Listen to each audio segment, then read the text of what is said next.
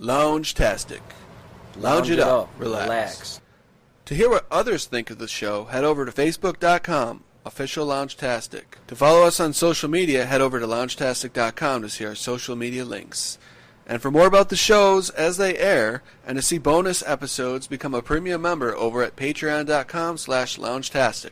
That's patreon.com/loungtastic. Hey everyone, happy holidays. Welcome to Loungtastic, a show about all that's amusing in the world. News, entertainment, and whatever. I'm Lawrence from Loungtastic.com. Joining me is a man who's worked beside me at 6 months and has put up with my zany antics. From Loungtastic.com, I'm Mo. What we hope to do is entertain you. Welcome back to the live podcast. I'm Law, and here's Mo. Hey, I'm Mo. And what we have for you today is a recap of episode 7 of Below Deck. And what we see here is a match between EJ and Nico.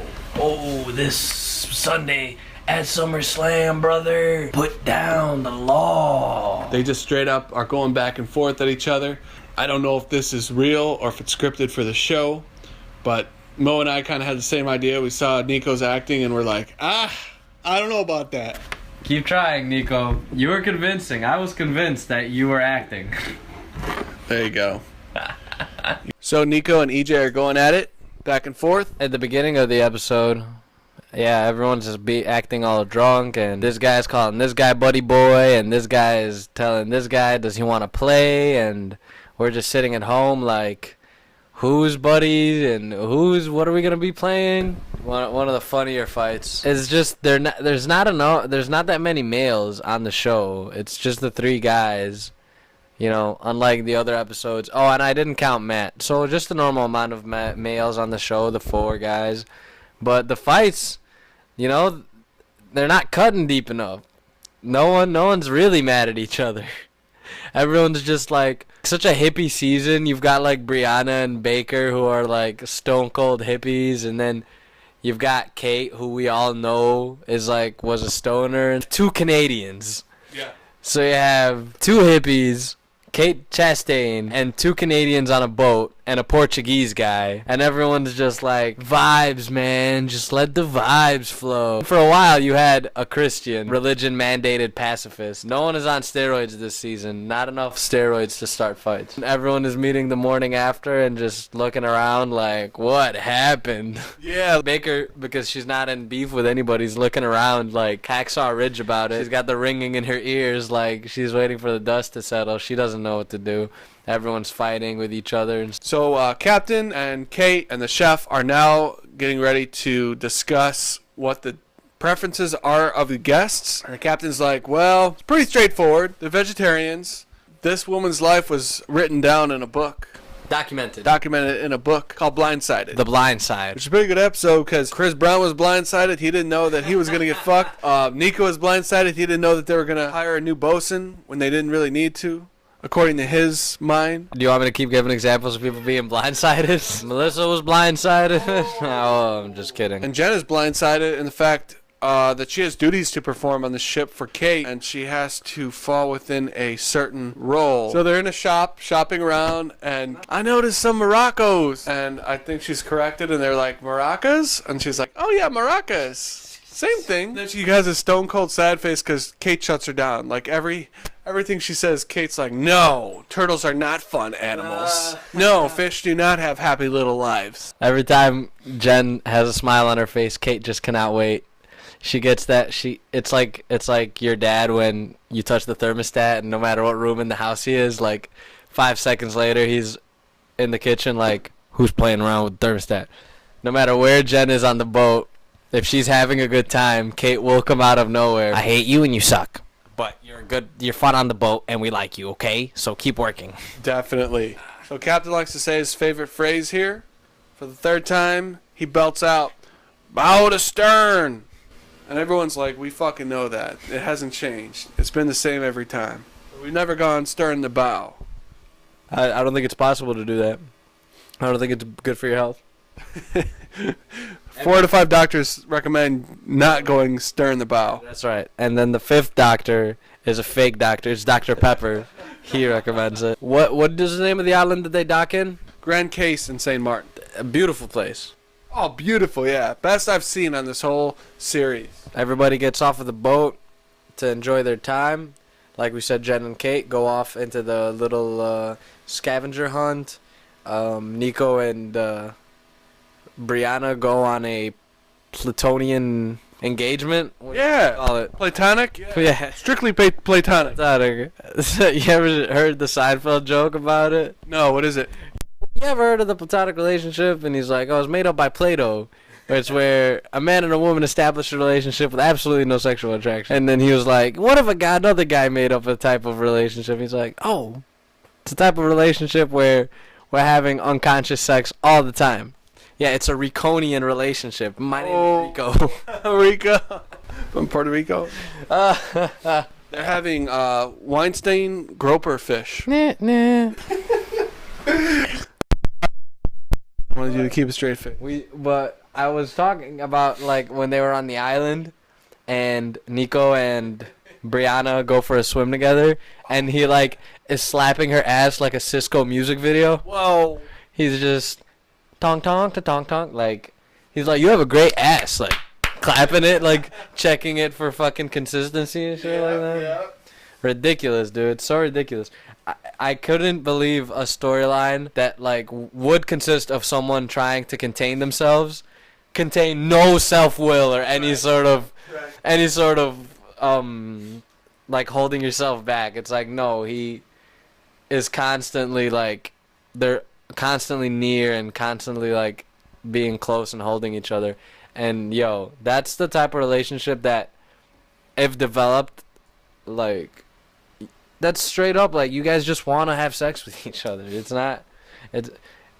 It can't be like you guys are like sitting on a ship in the middle of the night looking up at stars talking about what makes you sad, but somehow you're gonna maintain like a relationship with someone else outside of that. You know what I'm saying? So it comes out, it comes out like that when she was playing the ukulele. She was really trying to play his Nico-lele. Damn. Shillelagh. That's cold. Alright, what's next? So Nico's like, do you ever wonder if stars are little windows from the ancestors that have passed away in our lives? And then fucking Bruno's like, whatever. And Bruno comes out of nowhere. Like Bruno's laying next to them. They just haven't seen him because they've been so engaged. And he's like, well, actually, I think the stars are like space eyes, and they're looking back at us, just watching our lives. Bruno, what the fuck, dude? Fuck you, douche. She was totally about to touch my wang, bro. Second base? First base? I don't know. Bruno is like, what is this first, second base? I don't see any bases. We are not playing the cricket. You guys like cricket here? No one likes cricket. Tough crowd. Too funny, dude. Okay, they should start bringing Bruno on their incursions. Now that's our new way of saying date. Anytime Brianna has any, you never hear her call her fucking meetings with Nico an excursion. It's an inclusion when it's with Nico. Yeah, exactly. It's a fucking incursion when it's anything else. Isn't an incursion like an invasion, dude? What the hell is an incursion? It's been like 3 weeks. We haven't looked it up yet. We got local grouper, local rum, local bananas, local bowls, local tables, local forks. What about chicken? The chickens are from out of town, alright? So when you see them, look at them funny, alright? Who are you, chicken? That's not a very good man. No, so Nico's like, I apologize, and I said I was wrong. And Bray's like, yeah. It was kind of a half-ass apology, followed by, you see in the side clip of Nico saying, fuck this guy. I don't really like him. Remember, that's when you were like, yeah, that's real, that's authentic. There you go. I'm okay with Nico not liking the guy. You are completely free to not get along with someone, but if you work with this person, you're gonna have to make some sort of peace. You can't possibly bring in your personal stupid, apparently uncontrollable feelings to the workplace and screw up the chemistry that everyone's working so hard to just work in peace and stuff like that. But if you don't like the guy, that's completely fine. At the end of the day, Nico is like allowed to. He looks like the kind of person who would not like people. It's ridiculous. Anyhow.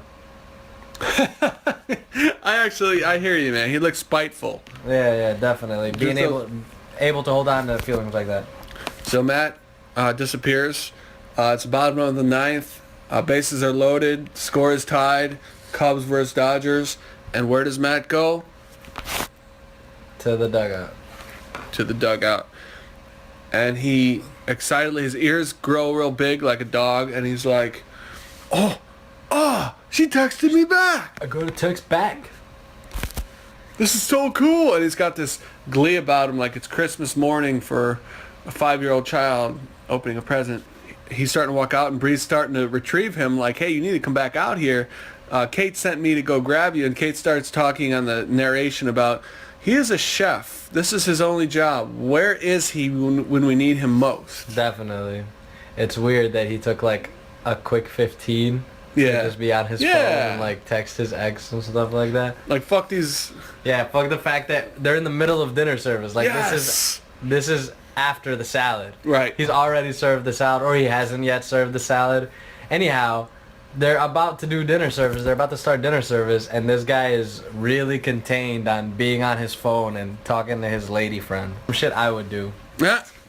Where's Mo? I don't know. I guess Starbucks is closed for about 15 minutes. Yeah, I used to do that shit. Just go be like, all right, I'll be right back, and then go in the basement and be like, all right, I've been on my phone for 7 minutes. I haven't done the thing I was supposed to do, so. So Matt has this caveman moment where he's like, he looks over at Bruno and he says, did you remember a tub of vanilla ice cream? And Bruno's like, I remember a lot of things. The missing case of the vanilla ice cream. This is serious though. Apparently they had the most giant tub of vanilla ice cream and they were not able to find it. Someone stole it. One of the producers did. Damn, Nadine Rajavi is in the back eating ice cream with vanilla ice bean all over her face. Threw that shit overboard. She went, they will never find this. They started to turn around and Nadine just threw it overboard. This will be good. And Bruno happened to catch it out of the corner of his eye. He's like, man, overboard. This will be my greatest work yet. Imagine, dude. Oh my god. Imagine they had like a villain on the boat, like on some wacky racers shit. Yeah. Like somebody who lives in the fucking basement and just fucks with them. Oh my That god. is so funny. It's like all we needed for it to make this dinner a masterpiece was vanilla ice cream to make our Bananas Foster complete. The villainous guy with the bowling hat and the twirly mustache is just throwing vanilla ice cream overboard. And then we hear a little side bit from Kate. She's like, I want to tear his eyes off, but you can't yell at a Canadian puppy. You shouldn't yell at any puppy, regardless of what country it lives in. Well, if the puppy pisses all over your living room, you have to let the puppy learn. Man, I remember one time, bro, I had these Louis Vuitton loafers. Oh no. And I wore them to my lady house at the time. Yeah. And yo, it was my first experience because I've never had a dog and none of my friends have ever had dumb-ass dogs. Like this stupid-ass, dumb-looking French mothered lover. And yeah, he chewed up all over my Louis Vuitton loafers. Sorry, man. That sounds awful. They weren't Louis Vuitton. Was your night ruined? No, actually, I still got some. I had my head in the game. I couldn't let anything else focused. I looked at the loafers. They were Izod, so they weren't very cheap. Izod's like Lacoste. Yeah, I know. It's fucking JCPenney brand. It is. You got me. And I looked at them and I was just like, I'm not letting anything stop me. And I still went in and I did my job as a man. He came in less than 10 seconds. They don't call it first place for any other reason, baby. Baby, you're so fast. Thank you. Put my gold on. Put my gold on and whack out that house. Da-da-da. You got yours, right? Hey, 2 people can't come in first place, bro. I don't know. Someone's got to come first. That's what it is. So they're trying to manipulate this Bananas Foster to make it work out. Oh, God. And they decide to use whipped cream instead of vanilla, right? Yeah. I don't remember They that. just whipped up heavy cream. They just take some heavy cream, they whip it, put some vanilla extract in it. Yeah. That is offensive. That's fucking offensive. This vanilla is not real vanilla. That's super offensive. That's just some like, I mean, at That's the some end of Dairy the Queen day- shit. I mean, dude, like, how was he not ready? What kind of chef? That's how distracted he was. That he super messed up. He extra messed up the dessert by not having vanilla ice cream prepared. that's part of the preparation. If you know that you're going to make banana Fosters that night, you better have some ice cream ready. And he totally dropped the ball on that one. But he makes it up. But he makes it up in the latter part of the meal, in the latter part of the charter coming back. The second dinner coming around. He did a great job. What are we on now? The remnants of their dessert in the bowl. It looks kind of sloppy. And she says, I can't tell if this is Banana Foster or if the seagull took a big shit. My favorite, bro. Kate's one-liners. Kate's alley-oops. Yes. Alley-ooping herself off the backboard. She's got some good ones, though. She's always setting herself up. She doesn't wait for anybody else. She's the setup and the punchline. Oh, and then we cut to the sweet moment between Nico and Brianna. It's in the morning, and Brianna is handed a croissant by Nico. Yeah, very sweet, touching moment. You know, it's like some sort of mating gesture. Damn. When the male human hands the female human some food, it's a sign of interest to take a piece of your chocolate croissant and rip it and hand it to her. Like two monkeys peeling a banana. Like two monkeys peeling the fleas off each other. Brianna's so happy to hear that she's about to get a croissant from Nico. Like, it's so fucking life-changing. Flips all her hair, eyes full of life. She asks him so lovingly, is it chocolate? And Nico, like, with the suavity of Dean Martin mixed with Frank Sinatra. I wanted to mention the black guy. Sammy Davis. Sammy Davis. Dean Martin, and the entire Rat Pack, with the suavity of the entire Rat Pack. Nico looks right into her eyes and says, would I give it to you if it wasn't? So, man, so romantic. I'm touched. Yep. Yeah, right. What the fuck is cliche shit? Damn. We're pulling up on Crocus Bay here, and they're getting all organized. Crocus Bay. No, I did it in order here. I wrote it out here. Why do we talk about Crocus Bay already? So Jen changes clothes for no reason. Yo, this is the tailgate party. Was yeah, that also at Crocus Bay? That's Crocus Bay. That's where they're doing it. So we have a tailgate party here at Crocus Bay, and they're pulling up, and for no reason at all, apparently, Jen decides to change her clothing from stewardess to party guest. Yeah, party animal from Jackass. I was gonna say party animal, but I'm like, guest. Eh. It would have been so funny if she like would have had all her Valor stuff on, and then like stood in front of the guests and just ripped her clothes off. Oh, big tip. Party animal style. Okay, man, you asked for the Admiral Theater. Special. She was in town. She was in Chicago last Friday. At the Admiral Theater? We could have shaken her hand. At the Admiral Theater? I've never been there, but I've heard good things. Me, I haven't been there too, but it's in like the fancy part of town, isn't it? I don't know. I've never been there. I've heard it's the good one though. There's this place around here. I've passed by it twice. Yeah. It's like a strip club in the middle of a truck stop. So is it on Route 59? Might be. So if it's Route 59 and 63rd Street, they shut that down. It was called Blur nightclub or something. So it was there, and then it just takes a couple complainers and it's gone. I think it was taken out before I got here, a couple years before I actually got back into town. Those jerks. It only takes a few wet blankets to ruin the party for everybody.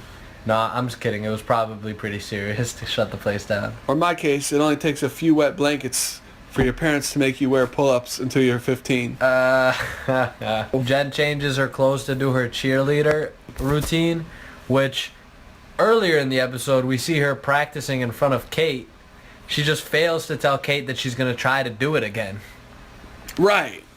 Doesn't ask for permission, doesn't tell anybody that she's going to do this. We see her running down the beach, Baywatch style, screaming, Bruno!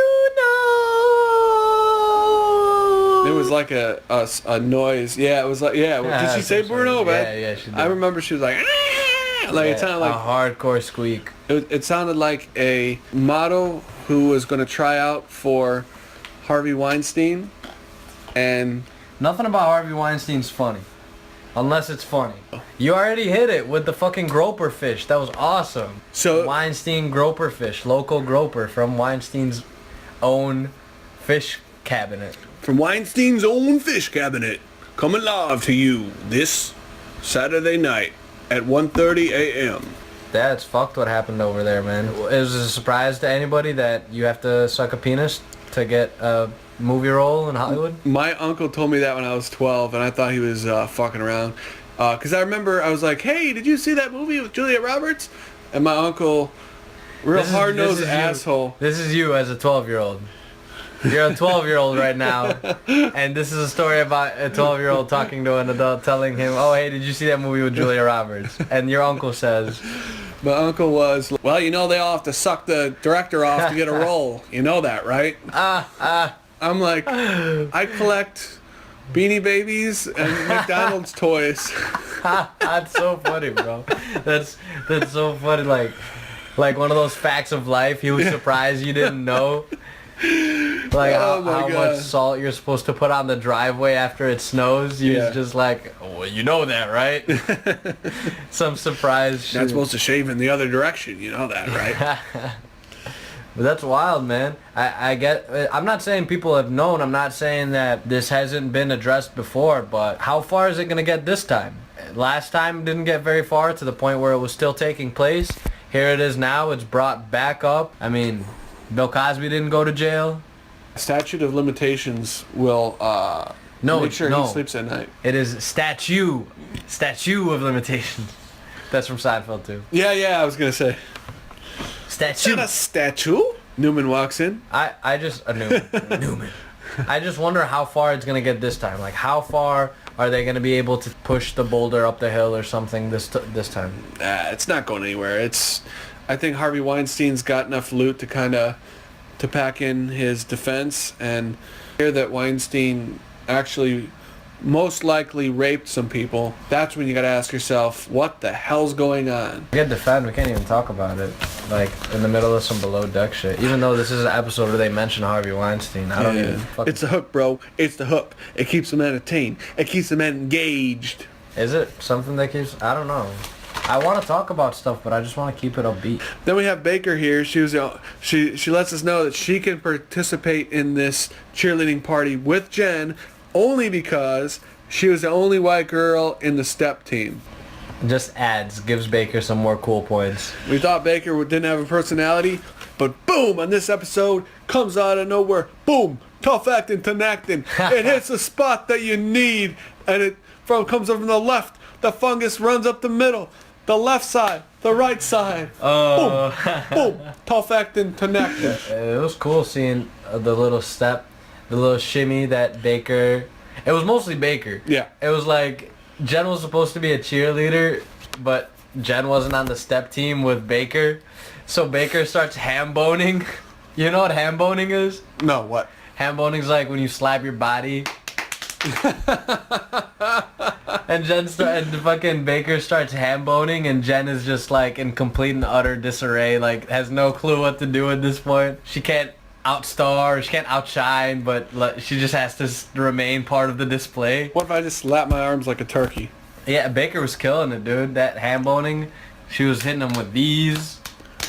She was killing it. I'm a ham bone master, so I think me and Baker would get along fine, just ham boning together. So Kate confronts Chef Matt, and she says, Matt, do you want to be here? I don't care what you have to do.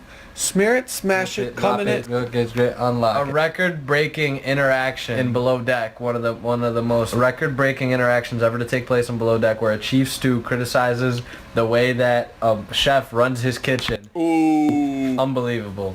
Ooh. And what do we get? We get the chef quietly be containing and being like, wow, you're right, I did screw up. I was on my phone with my ex all night. Make that dinner wonderful tomorrow. And Matt takes it well, and he agrees to make the next meal to be the most special that he's ever made. Oh, yeah. And he comments by saying that he loves making steak, and that no one can beat his meat cannot be beat. You almost said it right. Try that again. I know how he says it. I'm not gonna beat his meat, dude. All right? I know his meat can't be beat. I tried to have you beat his meat, but it could not be beat. The meat that can't be beat.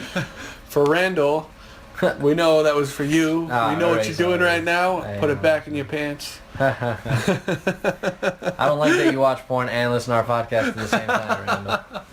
Oh my god. So Jen gets this sneer in her eyes and she says, when did Jen change her clothes? I don't mind creative license. Creative license. TM. I fucking mind sneaking. You never sneak around me. I don't fucking mind creative license. I'm creative. You hear the shit I come up with all day? I'm fucking creative. She is. She could be a stand-up comic. Definitely. Kate, I'm telling you straight up. I mean, she is running her own podcast, dude. Your podcast, I think she's at podcast number 5 right now. I listened to it real quick. I've been busy as hell, and I haven't got a chance to listen to more of it. But Kate, you are entertaining. Thank you. Keep those podcasts going. I love you, Kate. Your podcast After Deck is really entertaining. Yeah, definitely. You have, I mean, the camera already loves you, and now the microphone loves you, baby. Keep doing what you're doing. If you want to dress up in your non-uniform things, guess what you'll be doing? You're lying, dude. Oh, you'll be dressing up in your non-uniform items. Kate destroys Jen this episode. It's like the most anti-Jen episode all season, where Kate really puts the clamps on Jen's balls. Whoa. Really shows her that she doesn't play, that whatever Jen thinks she can do to try to gain footing or whatever the hell Kate has a problem with so strongly. Yeah. I don't understand why Kate has such a problem with Jen all the time, with everything Jen does. When you give Kate resistance, she comes back with twice the amount of bite. We've seen it on seasons past. We've seen the original Chief Stew that started off on this reality series was named Adrian, and she was really cutthroat, way more of a bitch than Kate ever was. And everyone agrees that Adrian needed to learn some management skills because she went straight military on everybody. Wow. The way she talked to her girl, she was the same role as Kate, basically just kept digging into her stews that were under her. And it was in a way that I've never seen before, because I've seen kind of a cruel, classical way of management in retail, and I've seen the military style. I've seen how foremans are in construction. I did construction for a while. I was 16 years old. Wow. Operating heavy machinery at a really high height, and the equipment was like throwing sparks everywhere, and I was like, this is what work is? Fuck this shit. Hey, life. I wonder, will it take me under? When you wish upon a star. Why Disney Channel? Oh, child labor? That's what the connection you're trying to make? Child labor, Disney Channel? Yeah, totally. You ever watch that Family Guy episode with all the child slaves that Disney keeps around? I think so. Yes. All their child slaves. In fact, I remember laughing hard at that joke, and then I felt like an asshole after. I want to see that episode. I haven't seen that episode since probably the third time I saw that episode. So we cut to Bruno, and Bruno has finally found his calling in life. Oh yeah, baby. Being a sous chef. He is rubbing his balls on some balls. The pan. Bruno has the biggest smile on his face, and he says, I got these balls. These balls are in the bag. He did such a great job in the kitchen. It was great watching him work in the kitchen, be helpful and stuff. Usually when a deckhand is in the kitchen, they're drying dishes or washing dishes or wiping tables or whatever. But Bruno was actually getting down in the kitchen with Chef Matt, and Chef Matt seemed to enjoy his presence immensely. So it was such a great interaction to watch between the two guys. Yeah. Just Bruno being dead, laser focused on his cooking assignment. Right. Helping the dinner service go so much more smoother. It was good. That was an enjoyable little tidbit. And the same dinner where this is the dinner where Chef Matt wants to go balls to the wall for his guests. You get to see Bruno actually join in on that and be part of the reason why the guest's second dinner service was so great, so remembered. What you just said there is what the captain wrote in his blog. He was so tickled pink with Bruno doing that for the chef that he wrote it in the blog, and he said it was wonderful that Bruno did that. Because with me, I was not sure, because Danny took a lot of flack on the med season for being helping, but that's because he was meant to to clean up all the slack that he had from before. I was thinking the same thing. I was thinking the other only deckhand that I remember seeing in the galley from the seasons that I watched was Danny. Yeah. And he wasn't much help in the kitchen. No. You would never see him cooking or anything like that. Kind of in the way. More or less. Like, I remember Hannah, like, not being able to stand seeing Danny in the galley. Oh, right, yeah. Hannah being like, oh, it's so unacceptable that there are so many people in the galley, this and those. But Bruno, instead of being in the way, makes his own space, and Oh, yeah. and he smashes it with a hammer. Like, awesome sequence. So much fun to watch. Because the galley scenes are always fun to go through, and that one was just a blast. Just to see everybody working together and stuff. Seeing Chef Matt beat his meat and Bruno bake his balls. It was a great scene of meat and balls. Definitely. I didn't That's say the same anything. thing I was just thinking about. Yeah, I didn't say anything wrong there. We just lost 3 sponsors. Oh, man. Gatorade no longer will refill our Gatorade bottles. Thank God. I was fucking getting tired of Gatorade. Breaking news today, Gatorade is now officially mouse sweat with mouse urine. That's what plants want. So here we are in the scene where it is time to entertain the guests. That's right. Dinner entertainment. It wasn't only enough entertainment that Captain Lee was going to grace the guests with his presence for dinner. No, there was also going to be a surprise reveal of the new Valor mascot, who we should give her a name. What do you want to name her? Mousy Whales. Mousy Whales is perfect. I don't know. That's the perfect name to name an insane looking freaking thing, such as the costume that Kate created for Jen. So we get to see the surprise reveal of Mousy Whales, who I hope not now, because of such a great name, I hope she makes a reappearance, where Kate enlists capital punishment on Jen and forces her to wear the most ridiculous costume. I mean, capital punishment isn't the right thing to say because no one died, but Pretty much. let me stop with the ghoulish overkill. Hey, it's Halloween next week. It's alright. Scary.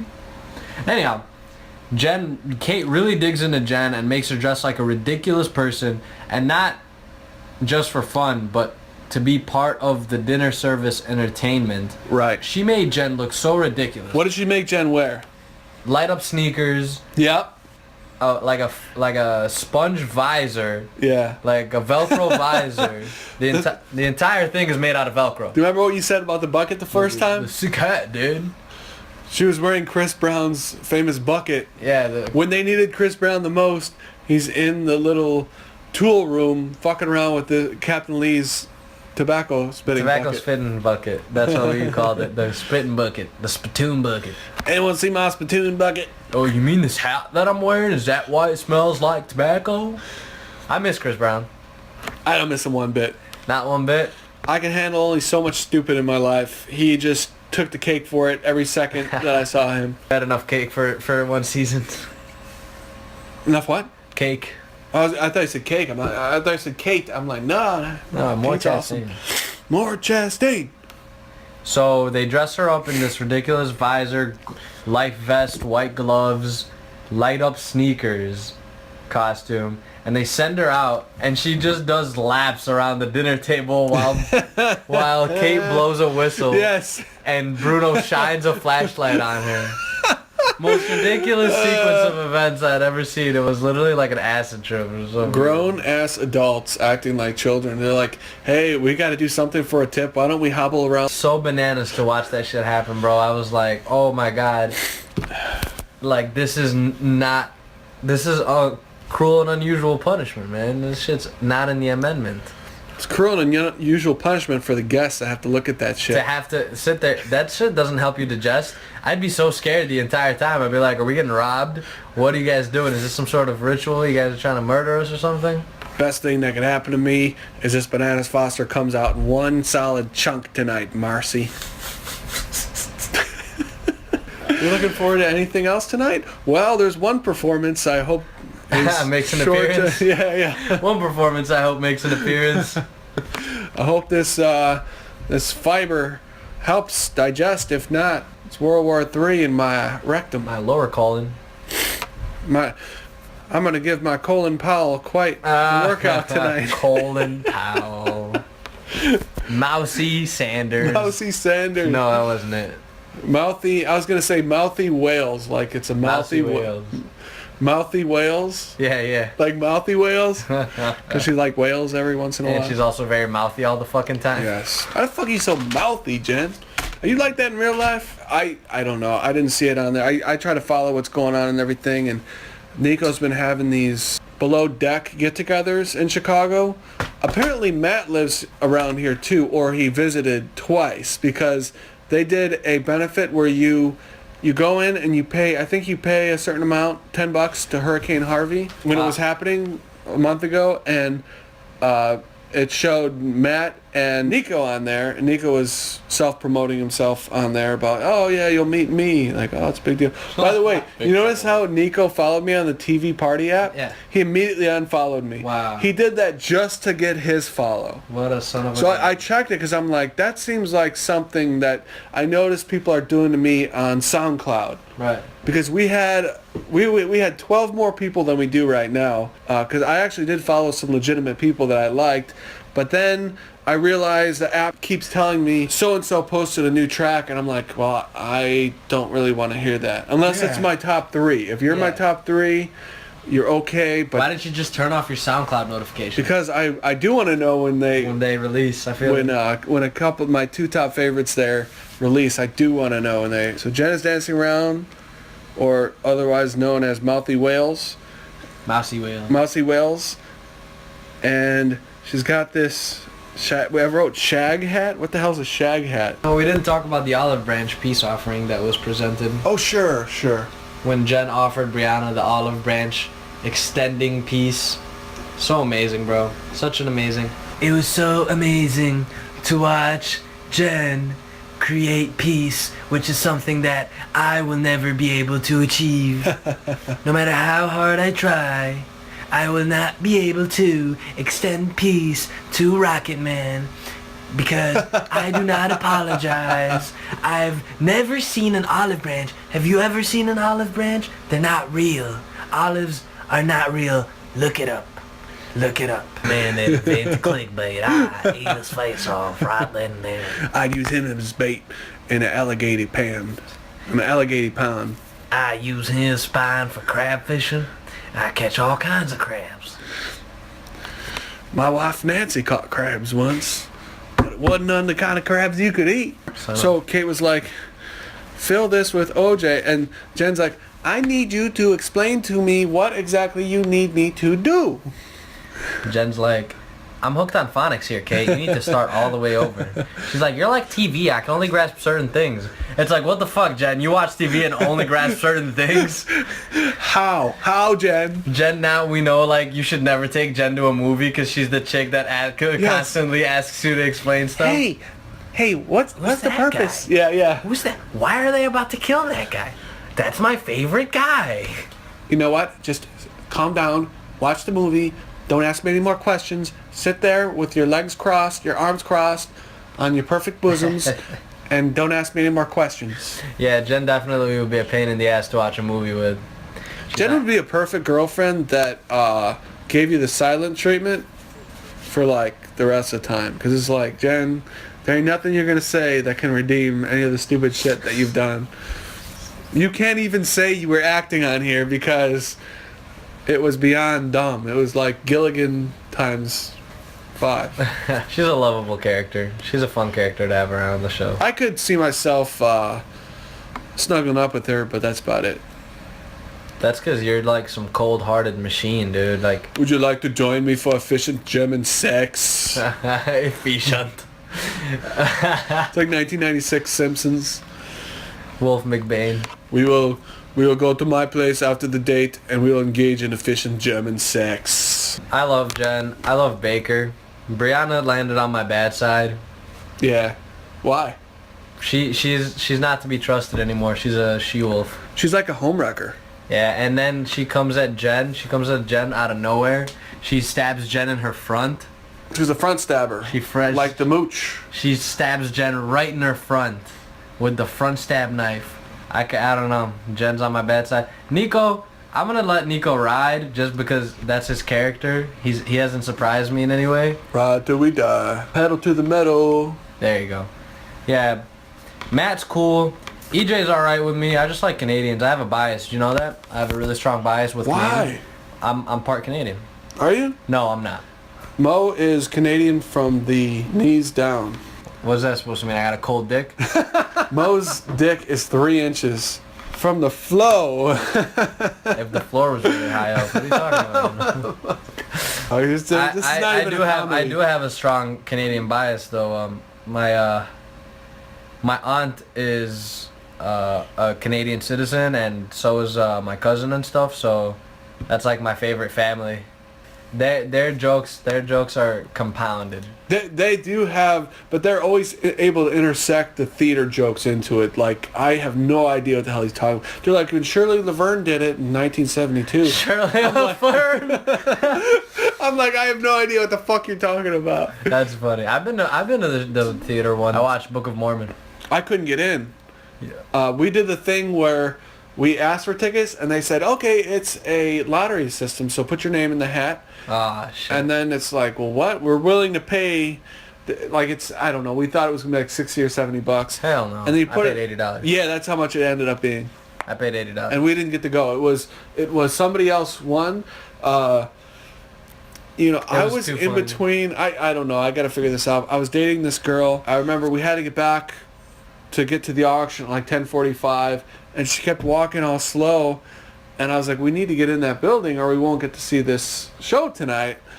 And I remember thinking, I'm just going to back off. I told her once, I'm done. And sure enough, they had rang off the names like 2 minutes early. Wow. And I didn't know anybody there, but I'm like, I'm sure we got called. I'm sure we won that. Because there's not that many people here. And it was like 80% of the people got tickets. Wow. And I'm like, what the fuck? Except for you and fucking Slow Feet. Slow Feet over there. What the fuck, Slow Feet? Hey, what the fuck, Slow Feet? Why are your fucking feet so fucking slow? Why don't you move your feet fast? We call you fast feet, or at least moderately speed feet. Mo, what can people anticipate for our next podcast? That is podcast number 15. 555 makes 15. Quick math. Lots of stuff. We're gonna hit up some Below Deck stuff. We saw the preview. We're gonna get to see Ashley Madison live. What? Who the hell's Ashley Madison? You know what Ashley Madison is? No, what is it? Ashley Madison is a dating website for affairs. I know, but for extramarital affairs. You're gonna see it what live? No. I meant Sugar Baby. What? You're gonna get to see the old couple, the old guy and the young chick. Yeah. The 18-year-old and the 18-year-old. Oh my god. No, but seriously, dude. She does not need a college degree. She figured it out. She's gonna have a great second husband who's gonna love her and live the rest of his life with her. But her first husband, God bless that man. I ain't saying she's a gold digger. Hey, but she's probably having a lot of sex with that old man. I wonder if the Comedy Get Down gets any better. What? Aim that way when you fucking... Ugh. What? I don't know what you did, but it's like you just blew a whiff. Open a window. I might need to. Open a damn window. I do smell bad. God. It's like a horse asshole, dude. I like that. After, which celebrity can I make fun of? Who fucks horse? I forgot. Weinstein. Who? Weinstein? Oh, yeah. When he can't get the attention of, like, Jessica Alba. Right. Or Liz Lohan. Rose McClurmont or whatever her name is. Here we are, we're watching Comedy Get Down. Hey, I had to look it up. Get down. They're in the car, they're driving. George Lopez is like, he begged me to be on this comedy tour. No, Cedric says that. George is like, no, Cedric, I was just going to throw Cedric the Entertainer a bone. Instantly switched to Cedric the Entertainer. So the show starts with this really funny limousine sequence where all the limousine drivers ask all the guys from the Get Down the same question of how did you guys get this idea to do this grand Get Down tour? D.L. Hughley? So we have D.L. Hughley. We have D.L. Hughley. Oh, never mind. I thought you like coughed really bad. The owner, like from Seinfeld. We have D.L. Hughley has his book, Black Man, White House. Finally, the driver is Terry Crews. Eddie Griffin was in the back seat. Terry Crews wasn't fucking Eddie Griffin's driver, you dunce. Yeah, he was. Wasn't? Who was the last? Oh, the Indian was the last driver, yeah. And it was like, It's as bad as the fluoride in the water in our water system. Yeah, Eddie Griffin's little fluoride joke. Yo, do you ever see Vaxxers? Yeah, man. You seen Vaxxers? No. Yo, you didn't see Vaxxers? Tell me who the guy is in Vaxxers. You know who that's like produced by? No. It's produced by the guy from Taxi Driver, Robert De Niro. Robert De Niro. We'll That's watch Vaxxers tomorrow night. I have it on Amazon Video, man. We can put it on at any time. And watch Alright, it. we'll put it on right after this. Yeah, but Robert De Niro, I was gonna call him Danny DeVito. Anyways, Vaxxers, yeah. Robert De Niro hosts this whole thing about like anti-vaccine, which is like one of the biggest freaking conspiracy theories of Oh, current you time. mean to not get the vaccine? No, to not get a vaccine. Okay. Talking about like all the stuff, all the studies that were like destroyed or whatever. Like that's that biggest argument. Like to keep the pharmaceutical companies with their pockets lined? Yeah, any research that went against pharmaceutical companies was like ignored and stuff like that. So all the studies that went that way, like, were actually destroyed and shit. Yeah, that I don't know, but I haven't seen. Eddie Griffin comes in talking about conspiracy theories and shit like that. People trying to control minds and shit. I didn't know that was Eddie Griffin's lane. Oh, but the guy's like, hey, and the driver's all, I asked you how you guys got this idea. And he's like, man. My memory is shot. And I didn't know Eddie Griffin got down like that. Definitely, just overview of the show, The Get Down. This new show on BET just premiered today. And it's this group of comedians. It's got Cedric the Entertainer, Charlie Murphy, Dale Hughley. Dale Hughley, who D.L. Hughley. D.L. Hughley, which is Dale. this is the first time I've ever heard of this guy. Yeah. Okay. We'll have to watch some stand-up then. All right, right on. Cedric the Entertainer. He's really funny.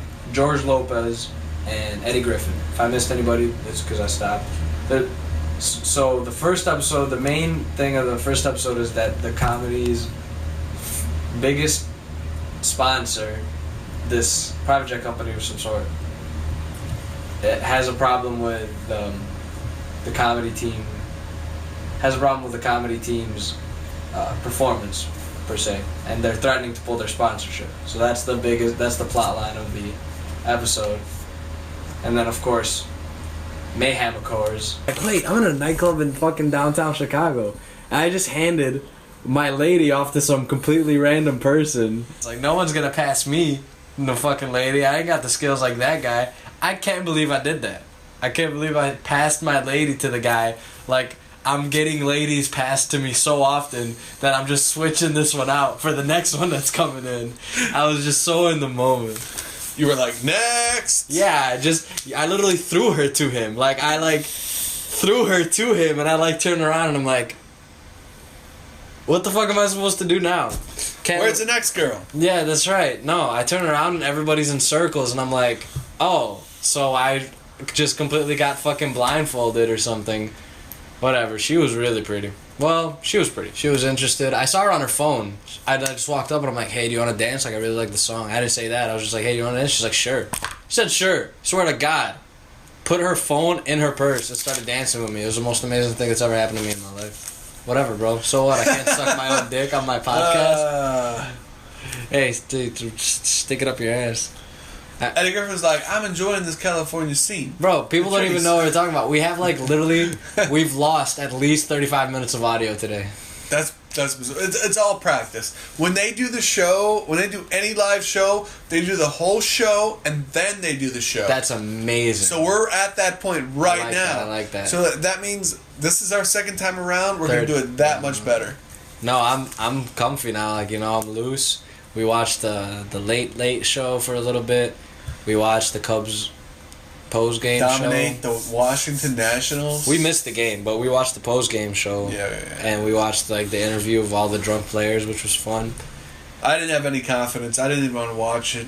The Cubs were up 7-5, and I'm like, man, you just don't know. You just don't know what's going to happen. And it ended up being a pretty good game. So I wrote N-word here. Can you surface that Can I say? Oh, you want me to surface it because of your white guilt? Yeah, no problem, Lawrence. Let me just pick up the N-word for you, dude. Oh damn. Nah, I'm just kidding. Basically, the entire plot line of the first episode, aside from the remotely funny, it was kind of funny. The side plot line I'm talking about right now was kind of funny. The Charlie Murphy and White Terry trying to pick up pies from the Pussycat Pie Factory. I need you to go down south and get me a pie, a razzle dairy pie from the Pussycat Pie Factory. That was Charlie Murphy asking White Terry to get him a pie. It was good. It was whatever. Yeah. It was just like some Ex Machina shit just to set up like the ending of the episode. Anyhow, the main storyline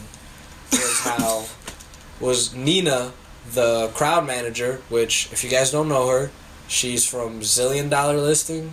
Bajillion Dollar Listing. Bajillion Dollar Listing. And she plays Nina, the tour manager on The Get Down. And she informs the gang. That's what I'm going to call them from now on. Yeah, that's cool. Or do you want to call them something else? No, that's fine. The gang? Yeah, you don't think the gang is too basic? I talked to them earlier. They're cool with that. You don't want to call them like the tribe or something? Ooh. Okay, so the gang. A tribe called Quest. So Nina informs the gang that their largest sponsor is going to pull the plug on their sponsorship if they don't stop saying the N-word so much because they said it a record-praying 400 times. So that was the main plot line. A plot line based around the N-word and not saying it and who can say it and when can you say it and how often can you say it and when is it okay to say it and when is it okay to not say it. That was the whole plot line. And Baker. Yeah, Baker. Oh man, I dream of Baker. I think she'd be a good fuck though. I was thinking that earlier. Like, I'm watching her work, and she really puts a lot into it. Definitely, she's one of those good workers on Below Deck. Now you got me thinking about Baker, dude. The most fucked up part of our last podcast was when Mo was like revving up. He's like the most interesting part of this podcast was when, and I'm like, and then the boat was like moving towards the other boat, and Mo was like, sure, that was the most interesting part. I thought that was funny. I didn't hear that until the second time I heard it because I was editing it and I was just trying to remove the spaces, and I think I cut off too much because Mo explained what he thought the most interesting part of the podcast was, and so Mo was like, I'm going to lead you guys Definitely, up to... bro. I was listening to the podcast. It was like, and my most favorite part is... And there's a fucking... I'm like, this one, I was trying to fucking say something. Did you know what the state bird of Alaska is? Probably the fucking Palin. Sarah Palin. Probably fucking Sarah Palin's vagina. Doesn't she have like 4 kids? Sarah Palin's hot. I would bang Sarah Palin. As far as female politicians go, I'm not saying that.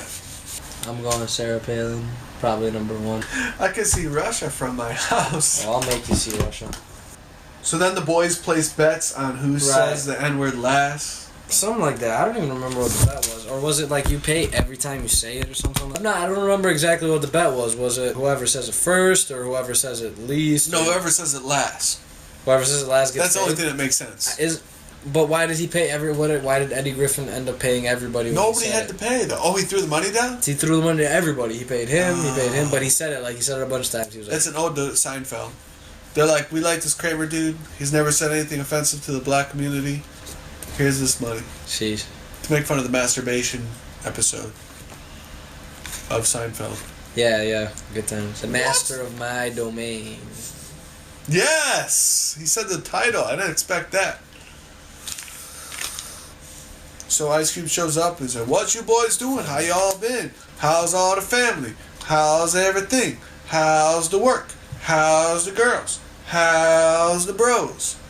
And Eddie Griffin's like, I do find it very interesting that you mention how the brothers are. They're doing quite well, fine sir. Everyone turns into like... a group of vegans at a steakhouse. There you go, definitely. Everybody turns into Danny Proper when... Ice Cube comes by because no one's allowed to say the N-word, so apparently the fact that Ice Cube is in the room... They're like, and I do enjoy that nice sweater vest you have on there. Ice Cube's like, why y'all gone soft? I thought y'all were a bunch of hook-swinging Mayweathers. That's all I could think of. trying to think of badass. No, Ice Cube has a really funny cameo this episode. That scene, Right. That scene was gold. Yep.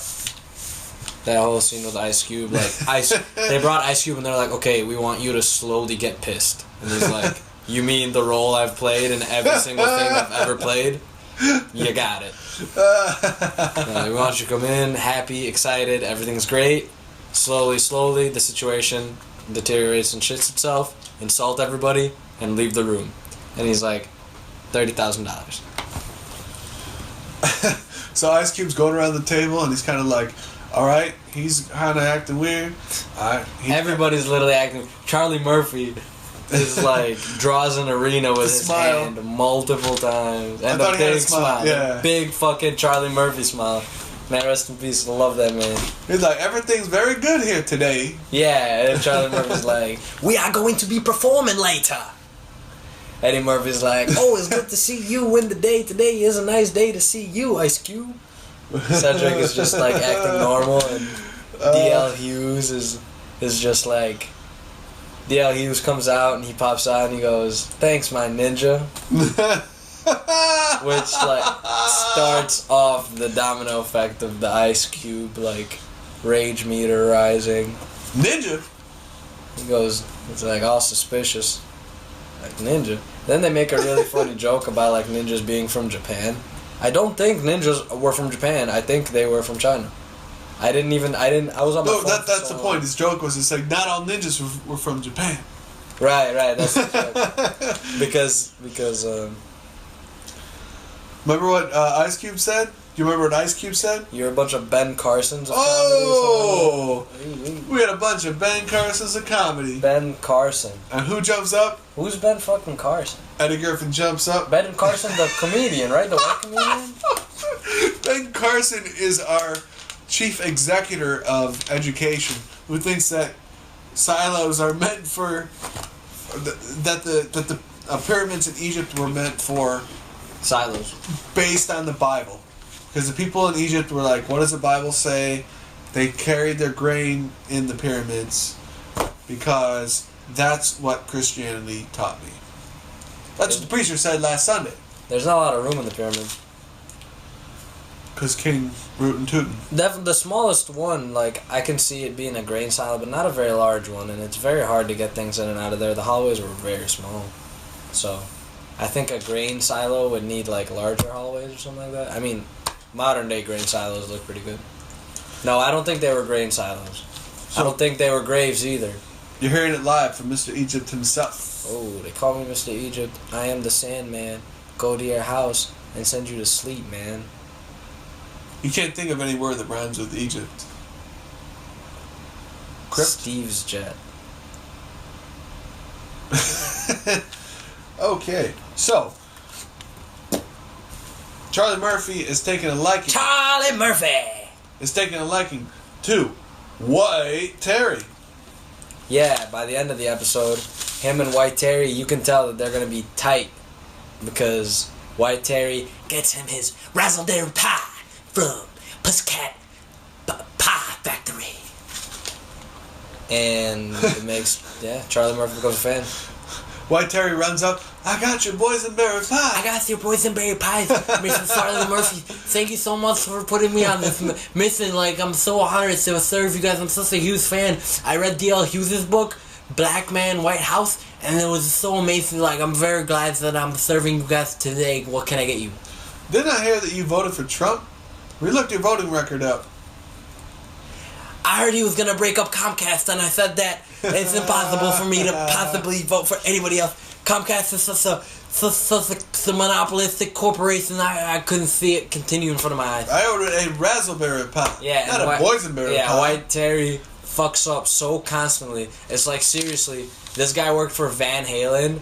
Like, Van Halen would have fucking took this kid's eye out with a fondue fork already if he kept fucking up on him like that. But no, the kid actually continues to screw up with Charlie Murphy. Messes up his order twice. Now what kind of roadie does that? What kind of track record is this guy procuring? We meet the sponsors, and the sponsor is a Dr. Dre cousin-looking motherfucker. You ever see the Boondocks episode of the BET? Yeah, I remember that. Did you really see that No. episode? Dude, I hate when you fucking do this shit. I'm so happy. I'm gonna finally fucking land a reference with this guy. I get none of your references. I did see the Boondocks, though. I like the comic in the Sunday Tribune. Yeah, that's so cool. See, you're always like, whenever I know something, you always know like the pre-version of it. Yeah. So I know the guy from the Verizon commercials from his HBO shit. Yeah. And you know him from the fucking movie he did. The fucking movie he did. Make a good team. Yeah, definitely. Like fucking like Tom Petty and the Heartbreakers. Like you're Tom Petty and I'm Tom Petty, and together we're Tom Petty and the Heartbreakers. We counted 362 N-words in your episode. How do you feel about that? We told you not to say it once. Yes, the plot takes its climactic debut when they realize that they get 63 N-words. They have to keep their next show under 63 N-words, and do they or do they not? Well, they try really hard. What happens? According to Eddie Griffin, they tried really hard, and they only said the N-word 255 times between all of them, which was close to their mantra of 63. Like, they tried, but there's 5 people. There's 5 comedians. Let's just say every one of them gets an hour and a half. They have to say the N-word that many times. So George Lopez is trying to exemplify this point. Right. And he's like... This is your favorite joke, isn't it? He's like... Do you know how much 62 N-words fetch for on the... And D.L. Hughley jumps in and he's like... He was gonna say the black market. Why is he Chris Rock all of a sudden? Because this is literally the first time I've ever heard of this guy. I think I'm gonna be able to impersonate him so quickly. Or does Cedric? Cedric says that? No. No, it is D.L. Hughley, yeah. And George Lopez is wearing an all-black suit, black tie, black undershirt, black suit, black pants, black socks, I'm presuming. You were going to say black market, weren't you? He probably bought that suit from the black market. Oh! Because George Lopez can't afford his Alexander Wang from the store anymore. I like George Lopez. So unfortunately, we see the next scene here where the curtains are opening and they're dropped from their sponsors because they just can't keep their mouth clean. So that's what the funny part is. Like, they're kind of joking about it and they're like, oh, whatever, yeah, we'll just find another sponsor. But it's like, holy shit, these guys are literally providing transportation and accommodations for your tour, and you guys are like fucking with them. In reality, if that happens, you're like you're jeopardizing your entire tour. But also in reality, I believe that they would have like a lot of lawyers to get through before they come out with some weird stipend like that. They're like, oh, you guys have to change all your shows from here on out for the rest of this tour. Okay, great, I get it. Like, it's a sitcom, and they're just trying to throw out situations where hilarity can ensue and whatsoever. But here's me sitting there taking the realistic aspect, going, this is ridiculous. I have a pipe in my hand. I have a smoker's jacket on. The fireplace behind me is roaring, and I just could not believe the way that this plot took place. Why, ridiculousness could not possibly have been more insulting to my comedic efforts.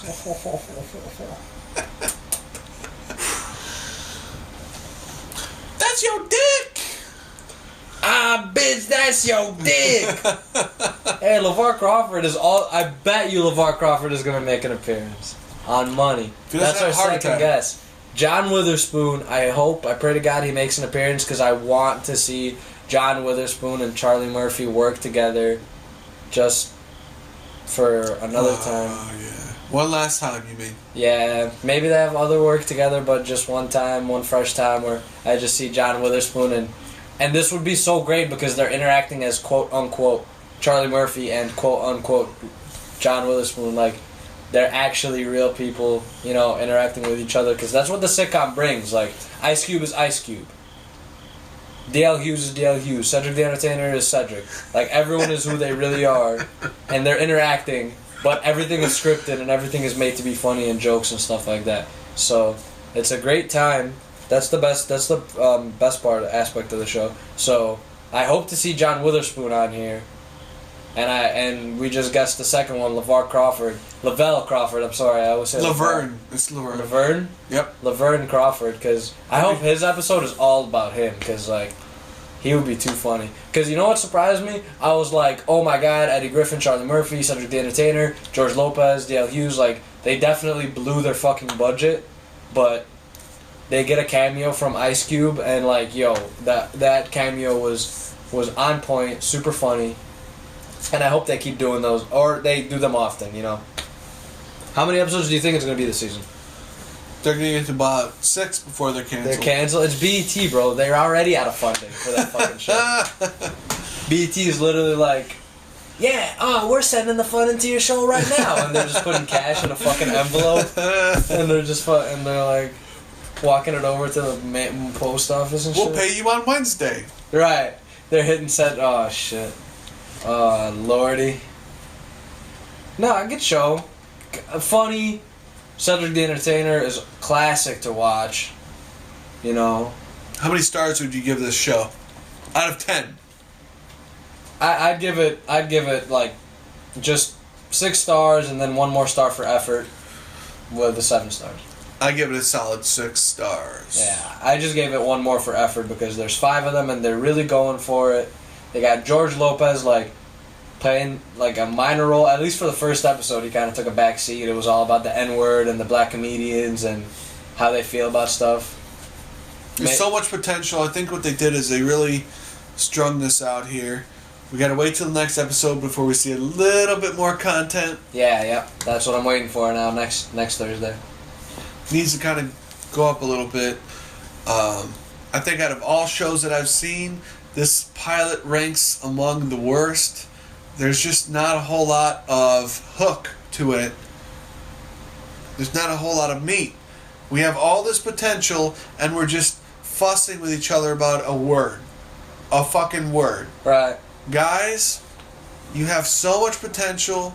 I think what they should have done is they should have went and swung this out of the ballpark. Yeah. Each and every person should have used what they have instead of these bogus, boring one-liners and no personality. It was dull to my liking. I take my star back. I'm back to 5 stars. That would be 2 stars. I take 2 stars back and then I'll sell them on the black market. Damn. Should I check the internet for reviews of the show? Sure. Yeah. So the comedy Get Down was kind of a letdown of sorts, and I kind of really watched this with a positive. I went into this optimistically. I thought it'd be good. My expectations were too high. We had giggles along the way. It was okay. The show should be longer than half an hour. I don't know why they sliced it up. I don't know if they had plans for a longer show and they had to cut it down for... maybe somebody left the show. A couple of guys left it. I don't know what happened here. But hey, so I got something interesting to tell you. Yeah, what's up? What's it say? It's an actual tour. Really? Yes. So this is just behind the scenes that we're seeing here. Kind of, yeah. They're shooting something at the same time. I do remember them saying something about tickets, but... Seriously, it's a tour? How much are tickets? I wouldn't... The cheapest ones have to be like $100. Who was the number 1 star? Out of all of them? Cedric, I guess. Yeah, it might be Cedric. He's in that heart commercial. Tell him Cedric sent you. And then I was like, yo, doctor, Cedric sent me. He's like, who the fuck is that? I'm like, you know, Cedric, the entertainer. You mean Cedric, the mental patient down the hall? No, Cedric, the entertainer.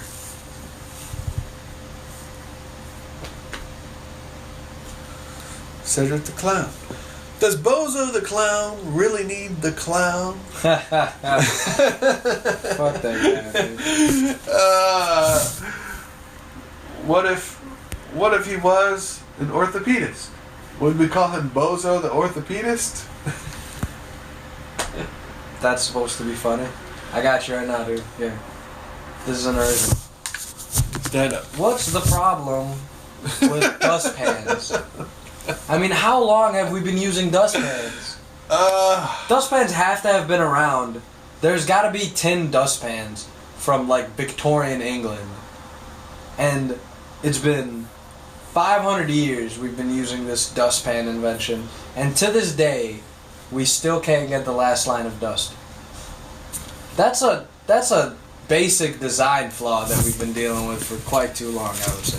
Is that original, Mo? That's original, man. I've never heard of that, but it's true. I can never get that last line of dust. That's the. Let me think if I can think of a problem. Have you ever been shaving in the shower? And you're trying to shave your asshole? All the time. He's got a really hairy asshole. Yeah, like, dude, you know who has a hairy asshole? Anna Wong. Do you know what would really help? This is a real idea for an app. You get an app. I'm going to try to say this. Try to keep your face straight when I say this. I wish I videoed this. Okay, so we have this problem where where hair develops on our asshole. What if we developed an app? Hold on, Alright. Keep a straight face. Dude, my face has never been more symmetrical. Are we recording? I want to get your reaction to this. What if we invented an app where you can hook up with a midget that was your exact height that would come over and shave your asshole? That's wonderful, dude. What if we invented an app that would connect you with an ass with an ass shaving midget? What if we invented an app that connected you with a midget that was the exact height of your asshole, that would shave it so that it would shave every hair? Oh, that's good. So that you would never have a hairy asshole again. You know midgets don't have a problem finding normal jobs, right? Unless it was like Sports Authority and they needed like the snowboards and the top yeah, shelf. Definitely. Well, I mean normal jobs. Sports Authority's a... Well, in today's day and age, it's like, well, you tried out for the Harlem Globetrotters. You turned out to be 3'2". That's okay. Can you spin a ball on your finger? Fuck, you're in. Can you shave an asshole?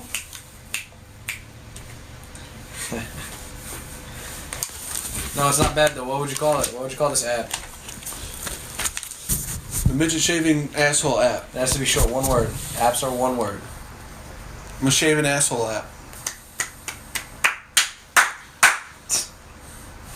Well, it turned out Uber was pretty powerful, but the Shav. 1A, no E. He showed up about 3 o'clock. I asked him to show up at 5. So I asked the girl on the first date that I was with to hold back. A midget was going to shave my butthole. She was very excited to hear about that. She Imagine said, how excited chicks would be. Brianna. Imagine Brianna, like, I know for a fact Brianna hates dude assholes. Just think, her raw tits are on some below deck footage somewhere. Bouncing. Yeah. I mean, well, they're not big, doing much bouncing. They were like C cups.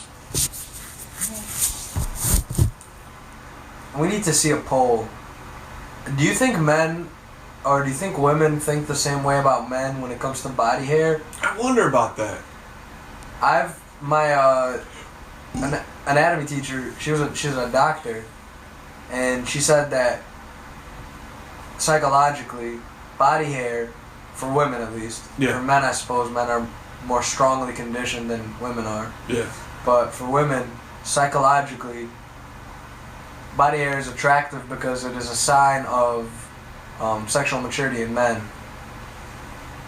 You know, that's something primal, you know what I mean? Yeah, I've heard that. Like a primal thing. My grandpa told me that.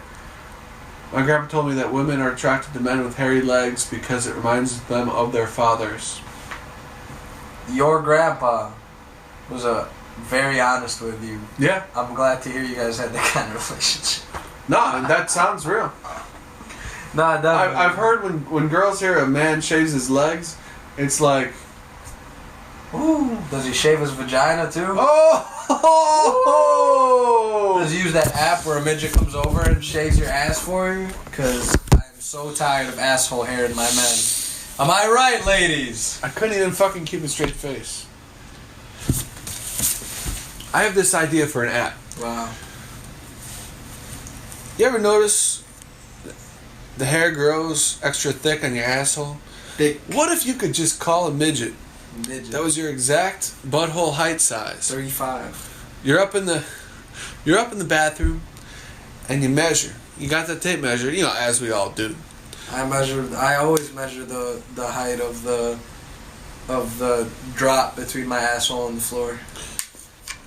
That's so you can drop it when you're in there. You just save time, It's just trivial. It's just trivial knowledge to know about myself. I know what shoe size I am. I know my shirt size. I know my waist size, and I know the drop from my asshole to the ground. Trigonometry, man. Yeah, true. You know what that is? You know there's an x-axis, y-axis, and there's a z-axis? A squared, bleep squared. Bleep squared. Please, get back to what you were saying. Alright, so, then, Charlie Murphy says, I will give you $100 to White Terry. He says, I will give you $100 if you take He doesn't this say $100. to Pussycat Pie Factory Pussycat Pie and get me a raspberry pie. A raspberry pie. So he runs back and he's like, I got your boysenberry pie that you asked for. Mr. Sarah Murphy. I'm so sorry, Mr. Sarah Murphy. Like, I'm so excited. Like, I didn't think that they would mess up my order, Mr. Charlie Murphy. Dude, that guy, Yeah. like, can't believe he's gonna continue to be a main character. And you know what, dude? He's probably gonna date Nina. Like, that's probably gonna be the freaking will they, won't they of the show. It's him and Nina. And the guys will all be cool with it, and then the black girl will be like, you ain't gonna take one of our girls. And then Wanda Sykes comes out, and she's all like, she just gotta date him because he's a white man. She can't find a black man. That's what it is. Woo. Shout out Wanda Sykes. Alright. So, I have N-words here. What does that mean? I mean, literally, it was. I'm not surprised if that's like the plot of like another 2, 3, 5 episodes. No, Listen, Mr. D.L. Hughley, you need to step it up a fucking notch. I got the highest expectations out of you. You had the whole audience cracking a rib. You WGN motherfucker. Crack a joke for once. Crack a bottle, let your body waddle. Oh, like it's not a marble, you just like a bottle. I think I didn't say any of those syllables right. My name is Eminem. I'm sad about Trump. If he doesn't get out of office, I'll feel like a rump. I'll feel like a rump. Every time he drops a law, it's like he's taking a dump. You talked about Hillary? Look at yourself, you fat little piece of shit. He did say Hillary. Remember he said Hillary? He said, you want to talk shit? You want to build a wall? How about we build a wall around you, motherfucker? You gotta make it sound more Eminem. That was Eminem. If you want to build a wall now, you got to go through Shady. Shady will fucking make you feel so dumb and shady. Perfect. You can't rhyme shady with shady though. He was more spoken word. You notice how he was doing like a spoken word thing? I've never made that comparison. Before. Yo, I've been in my cave for a long time. I sat around. My name was Eminem. I decided I would come out with my political instinct. I would knock you out like a T-Rex, knocking a bone in a ice rink. That was good, dude. That was like actual spoken word. I love that feeling. He raps like he's in a fucking meat locker. He raps like a dead piece of carcass meat hanging on a hook. Yeah. That's how he fucking raps. and he like drops lines or whatever, and it's just like, Trump is president and I'm sad. His presidency makes me mad. If I saw him in the street, I'd turn him into beats, because he looks like an orange glad. Do you remember the part where he's like, and then you brought in to the White House Steve Bannon, a white nationalist. Thanks to KKK. The Klansman. That's what he said. So crazy. I only heard it once, but I was like, okay, cool. I didn't listen to the whole thing, because when I get into that stuff, I want to get into it for real. Everyone online is like, bars. Hey, you know what's funny? When, like, non-hip-hop fans come out of the woodwork to, like, do hip-hop commentary, it's like, man, it's kind of funny. Oh, I didn't know you were a white hip-hop hero. Did you get that way from listening to Def Comedy Jam? I don't know. Dude, we haven't watched Def Comedy Jam so long. We really love the support and love our fans give us. If you have a minute, check us out on iTunes and leave a review. And if you don't want to do that, maybe next time you're talking to your friends about a similar subject, you could mention that you had fun tuning into the Loungtastic podcast, and we could get a fun interactive community going on. Spreading the word really helps us grow, and it means the world to us. Check us out on Instagram and Twitter. At Instagram, we're at Loungtastic. On Twitter, we're at Loungtastic. If you have a minute, check us out on iTunes, leave us a review. And if you don't want to do that, maybe next time you're talking to your friends about similar subjects, you can mention that you have fun tuning in Loungtastic podcast, and we can get a fun interactive community going on. Really, thank you guys so much. We appreciate the support. And if you don't want to do any of those things, it's okay. We're really happy you're listening. Thank you.